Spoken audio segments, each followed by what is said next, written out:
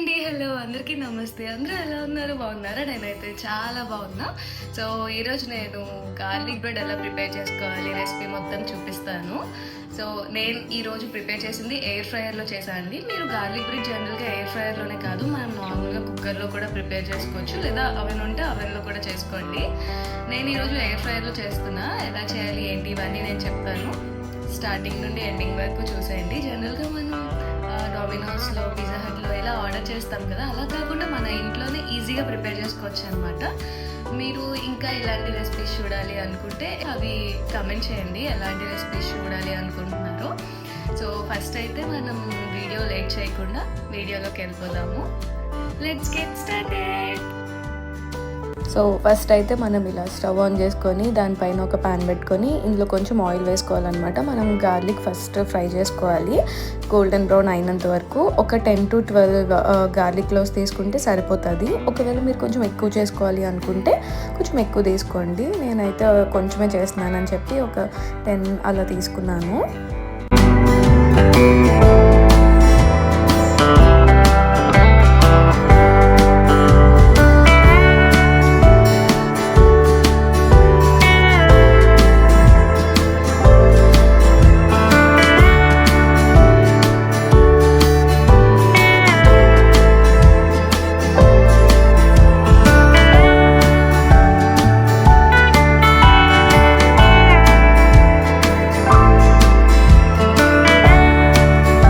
చూసారు కదా, ఇలా గోల్డెన్ బ్రౌన్ కలర్లో చేంజ్ అయిపోవాలన్నమాట.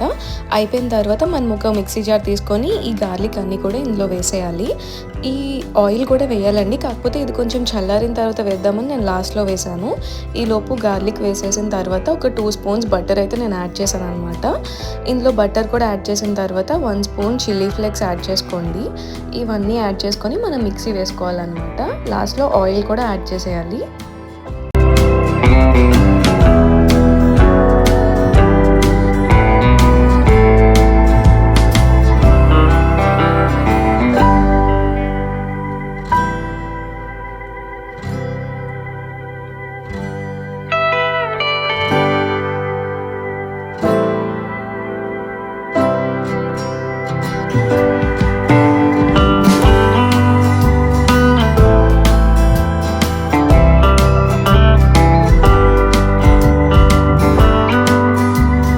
సో చూసారు కదండి, ఇలా మనం బ్లెండ్ చేసేసుకున్న తర్వాత కన్సిస్టెన్సీ ఇలా ఉంటుందన్నమాట.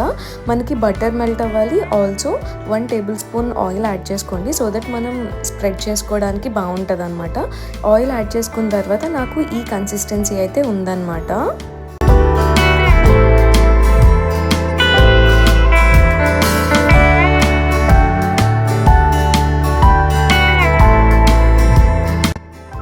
సో మనం పావ్ బాజీ చేసుకుంటాం కదండి, ఆ బ్రెడ్ మనకి బయట డిపార్ట్మెంటల్ స్టోర్లో దొరుకుతుంది.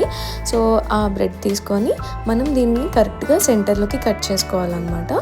సెంటర్లోకి ఇలా కట్ చేసుకుంటే మనకి ఆ స్ప్రెడ్డింగ్ అనేది పెట్టడానికి కూడా 2 times మనం బేక్ చేసుకోవడానికి నీట్గా ఉంటుంది అనమాట. సో అది కట్ చేసుకున్న తర్వాత మనం ఆల్రెడీ ఈ స్ప్రెడ్డింగ్ ఉంది కదా, గార్లిక్ స్ప్రెడ్, అది మొత్తం ఇలా పెట్టేసుకోవాలి.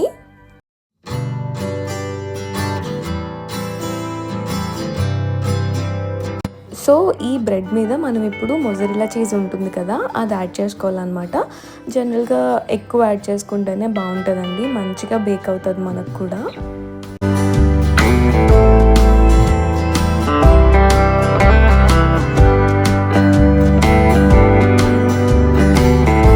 సో చూసారు కదండి, ఇలా ఈ బ్రెడ్ మీద కంప్లీట్గా ఈ మొజరెల్లా చీజ్ యాడ్ చేసేసుకున్న తర్వాత ఎయిర్ ఫ్రైయర్లో మనం పెట్టడానికి మనకి వేరేగా షీట్స్ ఉంటాయన్నమాట. ఆ షీట్స్లో మనం దీన్ని పెట్టేసుకొని ఎయిర్ ఫ్రైయర్లోకి షిఫ్ట్ చేసేసుకోవాలన్నమాట.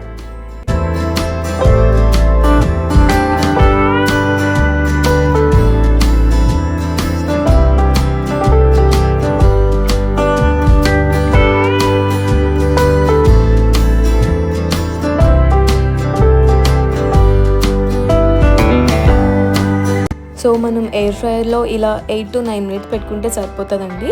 మనకి క్రిస్పీగా నీట్గా మెల్ట్ అవుతుంది చీజ్ అంతా కూడా.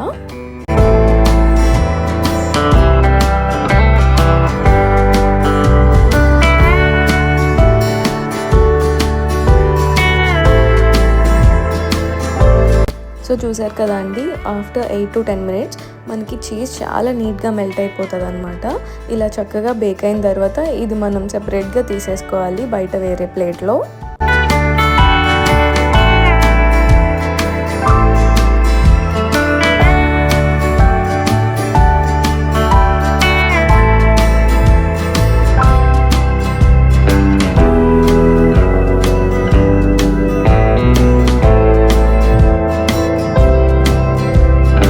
ఇప్పుడు నెక్స్ట్ స్టెప్ ఏంటి అంటే, మనకి బయట వేరేగా చిల్లీ ఆయిల్ దొరుకుతుందండి డిపార్ట్మెంటల్ స్టోర్లో. సో ఒకవేళ అది అవైలబుల్గా లేకపోతే మీరు ఏం చేస్తారంటే, నార్మల్ ఒలివ్ ఆయిల్లో కానీ నార్మల్ రిఫైన్డ్ ఆయిల్లో కానీ చీజ్ ఫ్లేక్స్ ఉంటాయి కదా, అది హీట్ చేస్తే మనకి ఈ ఆయిల్ వస్తుంది. ఆ ఆయిల్ మనం పైన ఇలా స్ప్రెడ్ చేసుకోవాలన్నమాట. సో దట్ టేస్ట్ అనేది ఎన్హాన్స్ అవుతుంది అనమాట.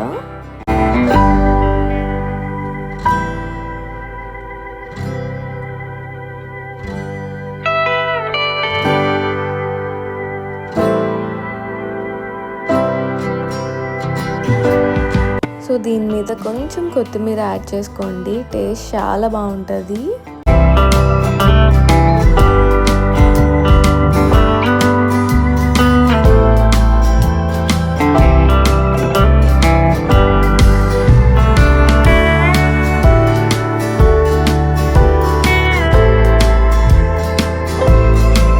సో ఇలా పిజ్జా కట్టర్తో నేను కట్ చేసుకొని సర్వ్ చేసుకున్నాను అనమాట. మంచిగా ప్రిపేర్ అయిపోయింది.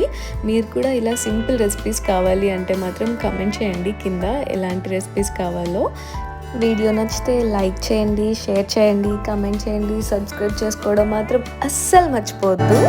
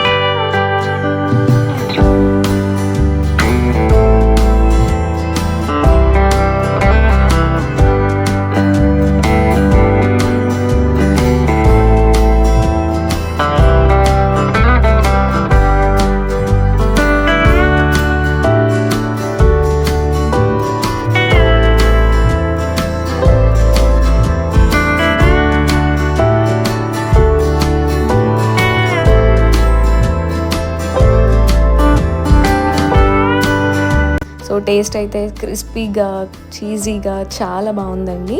సో ఇలాంటి ఇంకెన్నో రెసిపీస్ కోసం సబ్స్క్రైబ్ చేసుకోవడం అస్సలు మర్చిపోవద్దు. Thank you so much. Bye bye.